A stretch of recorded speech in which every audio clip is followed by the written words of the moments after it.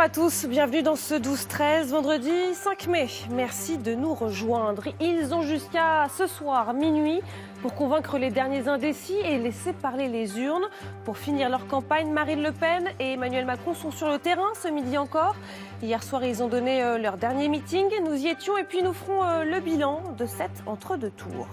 En tout cas, un chiffre pourrait bien peser dimanche, celui de l'abstention. Selon un sondage Odoxa France Info, la participation au second tour est estimée à 75% des électeurs, soit le deuxième scrutin le moins mobilisateur de l'histoire de la Ve République. Boire avec modération, vous connaissez cette recommandation, mais savez-vous à quoi elle correspond vraiment? Des experts viennent de l'établir et vous allez le voir, pour préserver votre santé, la consommation d'alcool doit être encore inférieure à ce qui était recommandé jusque-là. Plongée dans le dressing de Dalida, 30 ans après la mort de la star, une exposition événement à Paris permet de découvrir ses plus belles tenues. Visite à la fin de ce 12-13. Ça nous replonge dans un monde un peu ultra kitsch et merveilleux, plein de couleurs, plein de paillettes. C'est féerique. C'est féerique, ouais.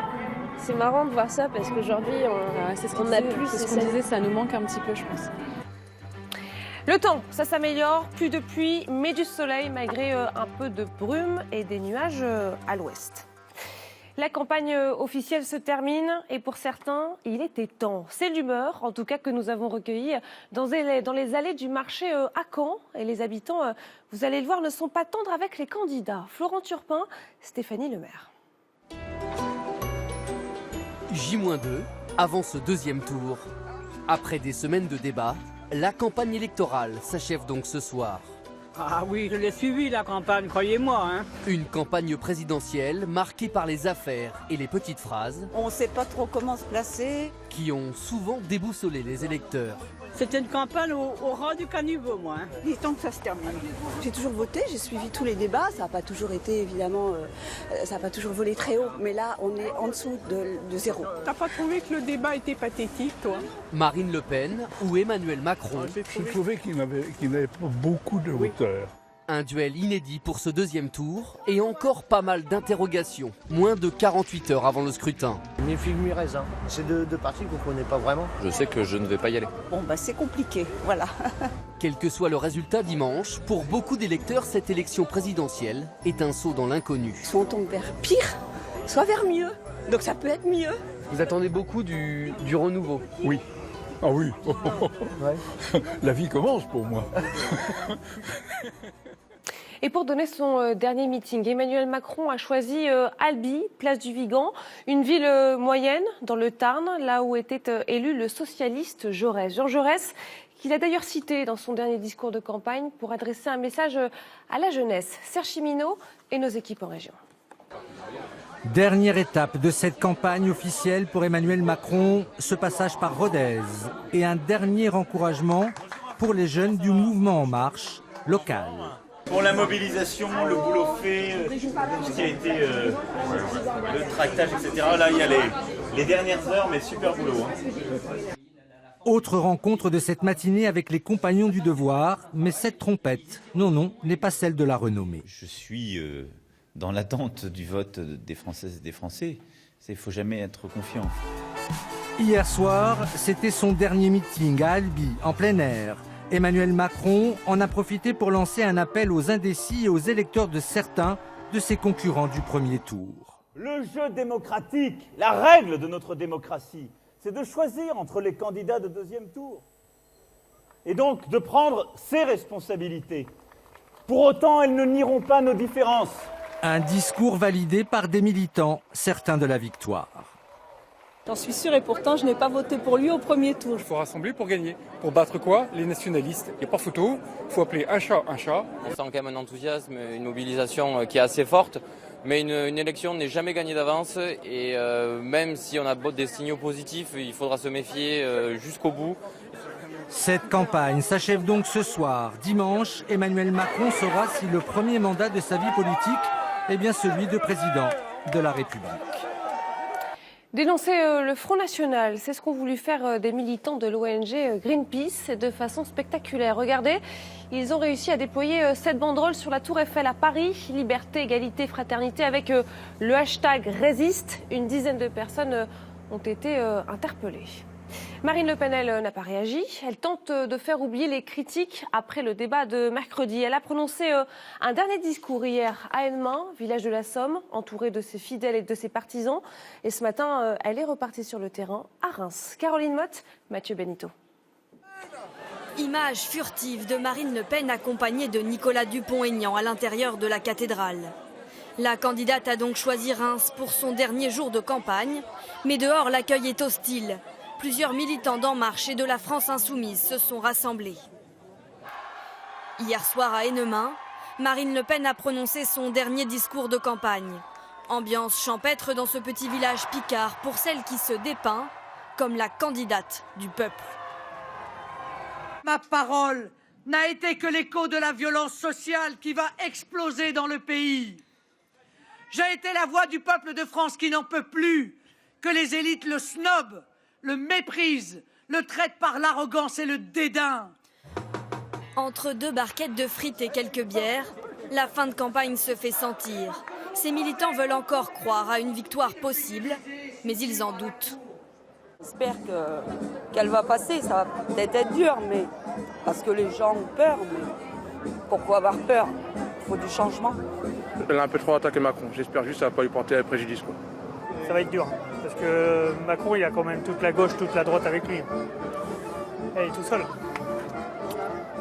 Si les Français sont pas bêtes, ils feront leur choix. D'autres se projettent déjà dans l'après-présidentiel. Ça ne va pas s'arrêter à dimanche. Il y a la législative après qui sont, je vais dire pour nous, encore plus importantes. Plus que quelques heures de campagne pour Marine Le Pen, avant de boucler cette course effrénée. En tout cas, le débat de mercredi n'a pas fait du bien à la candidate du Front National. Regardez, selon ce sondage Elab, pour l'Express et BFM, Emmanuel Macron gagne 3 points par rapport à la précédente vague, avec désormais 62% des intentions de vote contre 38% à son adversaire. Pour faire le bilan de cet entre-deux tours, Catherine Demangeat du service politique nous a rejoint. Bonjour Catherine. Bonjour Émilie. Campagne ratée, campagne réussie pour certains. En tout cas, c'est une campagne très mouvementée. Oui, rappelez-vous, c'est Marine Le Pen qui avait pris l'avantage dès le lendemain du premier tour. C'est elle qui avait donné le tempo en repartant immédiatement en campagne, alors qu'Emmanuel Macron, lui, devait se justifier après une soirée un peu trop festive à la Rotonde. La candidate FN, la première, a lancé la guerre des images de cet entre-deux tours avec la séquence à l'usine Whirlpool qui restera un des temps forts de cette campagne. Mais après un coup de com' réussi, le candidat d'En Marche a finalement retourné l'affaire à son avantage. En tout cas, après un démarrage laborieux, Emmanuel Macron n'a pas laissé une minute de répit à sa rivale, mettant en scène des déplacements très symboliques, comme à Oradour-sur-Glane. Oui, et ce qu'on peut dire aussi, Catherine, c'est que pendant ces 2 semaines, les 2 finalistes ont tout le temps occupé le terrain. En permanence, ils ont ajusté leurs agendas presque heure par heure. Au fil des jours, le ton est monté, les attaques verbales se sont multipliées, notamment lors des 2 grands meetings du 1er mai à la Villette et à Villepinte. Marine Le Pen accusant son adversaire d'être le candidat de la finance, Emmanuel Macron qualifiant sa rivale d'héritière et la renvoyant aux origines de l'extrême droite. Et puis l'apothéose, le débat télévisé d'une violence encore jamais vue. Oui, le débat qui peut jouer, mais une donnée clé, en tout cas, pour dimanche prochain, c'est bien la participation. Selon un sondage Odoxa publié aujourd'hui, la participation serait de 75%, un chiffre en baisse par rapport au premier tour. Et si cette participation se confirme, ce serait le 2e scrutin présidentiel le moins mobilisateur de l'histoire de la Ve République. Merci beaucoup Catherine. 75% de participation estimée, laissant donc présager cette très forte abstention. Et vous allez le voir, certaines associations luttent pour inciter les Français à aller voter dimanche. Nous sommes allés à Roubaix, devenu depuis quelques années la capitale de l'abstention. Ici, seuls 6 électeurs sur 10 se sont déplacés aux urnes au premier tour de cette présidentielle. Myriam Schecher et Gonzague Vandamme. Il faut aller voter dimanche et faire voter. Bien sûr. Mobilisation générale pour une association qui refuse de baisser les bras. Moi, je vote blanc. Ni Macron, ni... Mais allez voter, madame. C'est le principal. Ils sont une dizaine ce midi à tracter à la sortie du métro. Roubaix a une fois de plus été la championne régionale de l'abstention au premier tour des présidentielles. Je suis très ému quand je vois des jeunes et compagnie qui me disent, quand je leur dis, bon, effectivement, ils me prennent le flyer, ils me disent, je vais aller voter. Mais je sais très bien, bon, certains, ils vont pas aller. Mais peut-être que ce soir, en allant se coucher, peut-être qu'ils réfléchiront, ils diront bah, j'ai rencontré un monsieur, il m'a dit d'aller voter, je vais peut-être le faire. J'ai pas envie de voter parce que moi, ce que j'aimerais, c'est que plus personne ne vote et qu'on refasse des élections. C'est-à-dire que celles-ci soient annulées. Pourquoi tu votes pas? Moi, je vote pas, moi, je vais pas voter cette année. Pourquoi t'as pas été voté? J'ai encore 17 ans, mais 18 ans. Difficile d'enrayer un phénomène qui progresse de scrutin en scrutin. 27% d'abstention à Roubaix en 2007, 37% cette année, 10 points de plus en une décennie. Nous, on fait notre part du boulot, mais l'abstention aussi le résultat des non-promesses, des reniements, des renoncements et de l'absence des hommes politiques et des femmes politiques qui font le contraire de ce qu'ils disent. Pionnier de la mobilisation contre l'abstention, un collectif d'habitants et un slogan « Je pense, donc je vote ». Il a été lancé en 2002 et brandi depuis à chaque élection. Cette année, seul un débat a été organisé. C'est pas à nous d'être donneurs de leçons en disant il faut aller voter. Non, je pense que ce discours-là, c'est fini. Enfin, c'était sympa au début, c'était naïf de notre part. Mais aujourd'hui, non, il faut quand même comprendre qu'il y a des gens qui sont vraiment dans la galère depuis plus de 15 ans notamment, et que cette galère, elle n'évolue pas. À Roubaix, près d'un actif sur 3 est au chômage. 45% de la population vit en dessous du seuil de pauvreté. Derniers instants pour faire votre choix. Ici au 12-13 chaque jour, depuis les résultats du premier tour, nous confrontons les programmes des deux candidats. Et aujourd'hui, pour terminer cette série, nous vous parlons du thème qui préoccupe le plus les Français, l'emploi. Anne-Sylvain. Miser sur l'emploi et sortir du chômage de masse, un même objectif, deux philosophies à l'opposé. Pour encourager les entreprises à embaucher, Emmanuel Macron veut assouplir le code du travail. Il fait le pari de la diversité sociale avec des emplois francs, 15 000 € aux entreprises pour l'embauche de jeunes de quartiers populaires. Marine Le Pen, elle, mise sur la préférence nationale avec la création d'une surtaxe patronale en cas d'embauche de salariés étrangers. Donc je considérais qu'il était tout à fait naturel qu'un pays réserve une priorité à l'emploi à ses propres compatriotes, que le Sénégal réserve une priorité à l'emploi aux Sénégalais, que la France réserve une priorité à l'emploi aux Français. On voit bien, Maryse Burgot l'a dit. Pour Emmanuel Macron, les entreprises doivent pouvoir licencier plus facilement. En échange, il veut ouvrir l'assurance chômage à tous, y compris aux indépendants, mais le contrôle des chômeurs est renforcé. Dès que quelqu'un tombe au chômage, quel que soit son statut, il est protégé. Nous faisons un bilan de compétences et on lui propose des offres d'emploi. Il peut en refuser 2. Mais à la 3e, il n'a pas un droit au chômage établi. L'un et l'autre se rejoignent quand même sur une baisse de l'impôt sur les sociétés et une baisse des charges. Avec son plan Premier Emploi, Marine Le Pen souhaite même exonérer totalement l'embauche de jeunes n'ayant jamais travaillé. Tout cela suppose de mieux former. Marine Le Pen veut doper l'apprentissage dès 14 ans et prévoit une réforme des lycées professionnels. Lui aussi mise sur l'apprentissage et l'alternance et met sur la table 15 milliards d'euros consacrés à la formation des jeunes et des chômeurs. Une seule chose à dire donc pour terminer l'actualité politique ici au 12-13. Allez voter dimanche, c'est la une de nombreux de vos quotidiens régionaux. Et nous avons choisi celle-ci, celle de la Dépêche du Midi, aux urnes citoyens. En attendant, vous pouvez retrouver toutes les informations concernant les candidats sur notre site ou sur notre application France Info. En bref, on vient de l'apprendre, un homme radicalisé a été arrêté près de la base militaire d'Évreux, en Normandie. Des détails dans nos prochaines éditions, mais à noter que selon nos confrères du Figaro, cet homme serait un ancien militaire. La politique internationale, marquée par une première victoire de Donald Trump aux États-Unis. Hier, la Chambre des représentants a adopté de justesse un projet pour abroger la loi emblématique de Barack Obama, l'Obamacare. Régis Nussbaum. C'est un Donald Trump triomphant qui recevait hier les parlementaires républicains dans les jardins de la Maison-Blanche. Tout sourire, le président américain savoure sa première victoire politique depuis son entrée en fonction le 20 janvier dernier. C'est un grand plan. Je pense actuellement qu'on va même l'améliorer. Ne vous trompez pas, c'est l'abrogation et le remplacement de l'Obamacare. Ne vous y trompez pas. Le vote à la Chambre des représentants a été très serré. 217 voix contre 213. À leur sortie du Congrès sur les marches du Capitole, les députés républicains sont accueillis par des huées. Des manifestants au cri de « honte à vous ». Les parlementaires démocrates, quant à eux, dénoncent une loi faite pour les Américains les plus riches. C'est l'un des plus gros transferts de richesse des familles ouvrières vers les gens les plus riches et vers les grandes entreprises dans notre pays. C'est pour ça qu'ils font ça aujourd'hui. Le texte adopté hier revient notamment sur le financement public des assurances pour les plus modestes. Pratiquement 15 millions d'Américains pauvres pourraient être privés d'assurance maladie dès l'an prochain, comme cette mère d'un enfant gravement malade. C'est effrayant. Je m'inquiète des conséquences sur ma famille et des factures médicales que nous pourrions avoir à payer. La nouvelle loi doit encore passer devant le Sénat, où les démocrates ont promis de s'opposer à l'abrogation de la réforme la plus emblématique de la présidence Obama. Ce n'était qu'une question de temps. Après une décennie de développement et 3 ans de retard, l'européen Airbus ou l'américain Boeing ont désormais leur concurrent Made in China, le C919. Vous le voyez, il a effectué son premier vol ce matin à Shanghai. Mais avant de pouvoir concurrencer les A320 et les Boeing 737, l'appareil chinois devra en passer par 2 ou 3 ans de vol d'essai. Elle aussi a enfin décollé. Après 44 jours clouée au sol en raison de la crise sociale en Guyane, la fusée Ariane 5 a décollé hier du centre spatial à Kourou.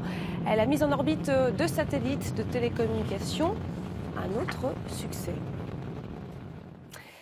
Vous vous rappelez peut-être de ce slogan de prévention. 1 verre, ça va, 3 verres, bonjour les dégâts. Aujourd'hui, des experts ont défini ce qu'est vraiment boire avec modération. Pour en parler, Marine Brossard nous a rejoint. Bonjour Marine. Bonjour. Les Français boivent-ils avec modération justement ? Eh bien, pas vraiment. Hein. En moyenne, les Français boivent 2,6 verres d'alcool par jour. La France, c'est l'un des pays au monde où l'on consomme le plus d'alcool. Alors Marine, 2,6 verres d'alcool par jour. C'est dangereux pour la santé ? Alors oui, l'abus d'alcool est dangereux, on le sait, mais le simple fait de boire pose problème. Donc le groupe d'experts préconise de nouveaux repères bien inférieurs à ce qui était recommandé jusque-là. 3 verres par jour pour les hommes et 2 verres par jour pour les femmes, ça c'était avant. Eh bien c'est terminé. Désormais, les experts préconisent de ne pas dépasser 10 verres par semaine, soit 1,5 verre par jour, et ce sera la même quantité pour les hommes et pour les femmes. Et l'important, selon le rapport, c'est de respecter des périodes d'abstinence, 2 jours par semaine, par exemple, sans alcool, pour éviter le phénomène d'accoutumance. Alors, y a-t-il d'autres recommandations ? Alors oui, faire évoluer l'avertissement sanitaire. L'idée, ce serait de faire figurer le message « Toute consommation d'alcool comporte des risques pour votre santé » et d'interdire la mention « à consommer avec modération ». Autre préconisation, limiter la publicité sur Internet. Et enfin, augmenter les taxes pour faire grimper les prix et dissuader les plus jeunes notamment d'acheter de l'alcool. Parce qu'en France, on le rappelle, l'alcool tue près de 50 000 personnes chaque année. Merci beaucoup pour ce rappel, Marine Brossard. C'est le dernier week-end pour se rendre à la foire de Paris. Et cette année, parmi les objets proposés, une partie nous replonge des années en arrière avec du mobilier vintage. Un partenariat avec l'association Emmaüs. Dominique Dumas, Alice Berthiaud. C'est un îlot plein de trésors. Ici, des centaines d'objets remontent parfois aux années 20. Dans le plus grand atelier d'Emmaüs, on redonne à ces meubles une nouvelle vie. C'est le vintage. Pierre fait partie de ces magiciens qui relookent ou les réinventent.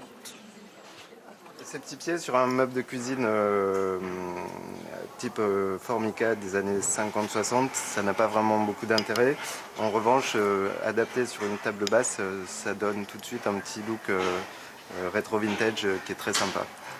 Au fil de son inspiration, ses pieds vont servir à cette valise, abandonnée dans un grenier, et ce sera finalement une table basse. À quelques pas de l'atelier, la boutique. On y cherche la perle rare, ou plus simplement le souvenir d'une époque. On a souvent des personnes qui viennent vers nous et au moment de l'achat nous disent c'est des objets que j'avais vus chez mes grands-parents, chez mes parents, dans la maison de campagne, et qu'ils sont très heureux de retrouver ça et de pouvoir mettre ça chez eux. La tendance récup et vintage se confirme, comme sur le village déco à la foire de Paris. Tous les sièges et accessoires sont remis au goût du jour par Emmaüs pour être vendus. Et les visiteurs sont sous le charme. Les récup, ça me parle énormément. J'aime beaucoup tous ces gestes, surtout repeints. Moi, j'aime quand c'est repeint et pas tellement dans son état original. À l'époque, on avait des jolies choses qu'on a abandonnées. Et je trouve très bien qu'on revienne à cette mode. En fait, c'est un retour des époques. Exactement. Le vintage et la récup, une tendance durable compatible avec l'imagination. On aura toujours envie de nouvelles esthétiques, de nouveaux matériaux, de nouvelles formes, qui fera qu'il y aura toujours une création contemporaine et il y aura finalement ce mélange toujours du vintage et du contemporain, et c'est ça qui fait la richesse des intérieurs. Fini le gaspillage, le vintage permet toutes les fantaisies avec un brin de nostalgie. Du football, et la sanction est tombée pour le club de Bastia. Rappelez-vous, le 16 avril dernier, une cinquantaine de supporters corses avaient pénétré sur la pelouse pour s'en prendre violemment à une partie de l'équipe lyonnaise. Des incidents qui avaient entraîné l'interruption du match. Et bien pour cela, Bastia écope d'une défaite sur tapis vert. Le stade de Furiani est également suspendu pour 2 nouvelles rencontres. C'est l'heure de votre rendez-vous du vendredi. Fenêtre sur le village du Bournat en Dordogne. Un village entièrement reconstitué comme en 1900. Entre les moulins, les vieux métiers, les animaux de la ferme en liberté, le dépaysement est immédiat. Cécile Laronce, Pascal Comte, Delphine Arzur. Ce petit village du Périgord se réveille chaque matin dans une drôle d'époque.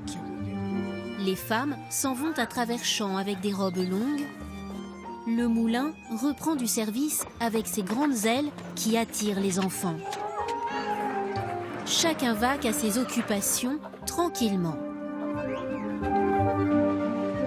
Les animaux de la ferme vivent en liberté.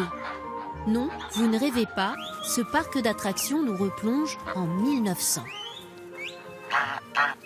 Quand on vit au Bournat, on vient chercher la qualité de vie du Périgord, une certaine douceur de vivre où on peut retrouver les émotions de nos aïeux en Périgord avec son art de vivre, sa cuisine, ses savoir-faire, ses ambiances, tout ce qui fait un moment de détente pour oublier le temps dans lequel on vit aujourd'hui. La vie quotidienne, mais aussi les manèges. Ils occupent une grande place dans la vie du village. Petits et grands peuvent chevaucher les tout premiers carrousels à sensation. La grande roue, qui monte à 16 mètres de haut, a connu ses heures de gloire à l'exposition universelle de 1900. Le village du Bournat fête ses 25 ans. Tout le charme des années 1900 est restitué ici. Tout est d'époque. Les vieux métiers, les manèges et même les paysages du Périgord.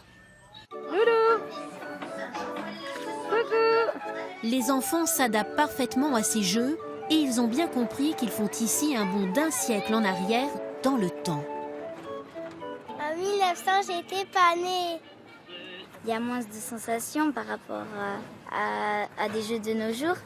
Mais c'est bien, on peut voir comment c'était en 1900. Moi, j'aime bien. En 1900, c'était vieux. Il y avait même que du gris et noir. Pour les plus studieux, c'est l'occasion de réviser les leçons d'histoire.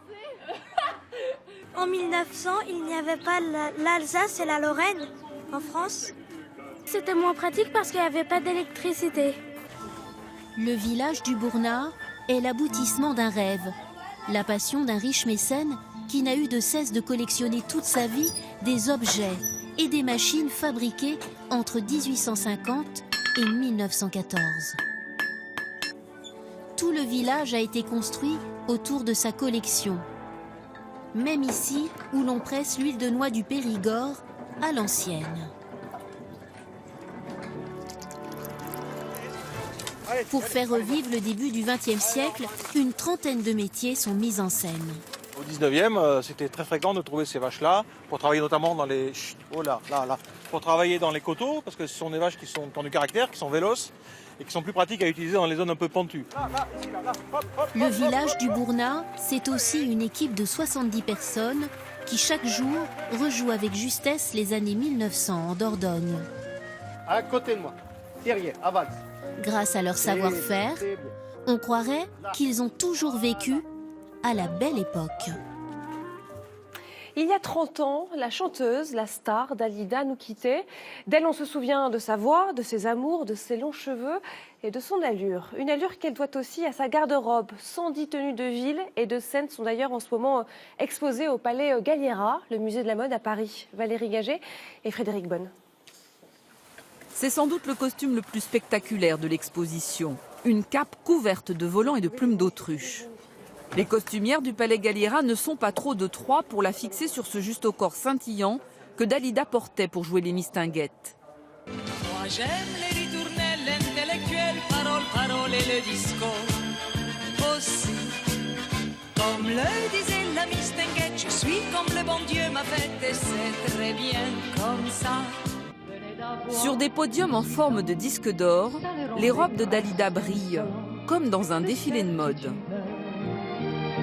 Son frère Orlando a offert 200 tenues de ville et de scène au musée Galliera pour éviter que la garde-robe de sa sœur soit dispersée. C'est très étonnant, mais Dalida a conservé ses premiers vêtements, à son arrivée à Paris, des vêtements qui datent de 56 jusqu'à 87. Elle a conservé non seulement ses vêtements de scène, mais également les petites robes qu'elle portait le jour, et cela pendant 30 ans. C'est magnifique d'avoir fait ça. Je ne sais pas qui a fait ça. Qui a fait les pochettes? Les fans de la chanteuse s'extasient devant la variété des modèles présentés. Les tenues hippies typiques des années 70. Les robes New Look des années 50. Cet ensemble porté pour l'investiture de François Mitterrand en 1981 et ses costumes de scène bling-bling de la période disco. Ça nous replonge dans un monde un peu ultra kitsch et merveilleux, plein de couleurs, plein de paillettes. C'est féerique. C'est féerique, ouais. C'est marrant de voir ça parce qu'aujourd'hui, on a plus. C'est ce qu'on disait, ça nous manque un petit peu, je pense. Qu'est-ce qui vous manque? Un peu de fantaisie. 30 ans après sa mort, Dalida continue à fasciner. Cette exposition lui rend hommage en toute élégance. C'est la fin de ce 12-13. Merci de l'avoir suivi. Tout de suite, météo à la carte. Prochain rendez-vous pour l'information ce soir avec le 19-20 présenté par Catherine Matoche. Très beau week-end. À lundi. Retrouvez l'info minute par minute sur l'application et le site France Info.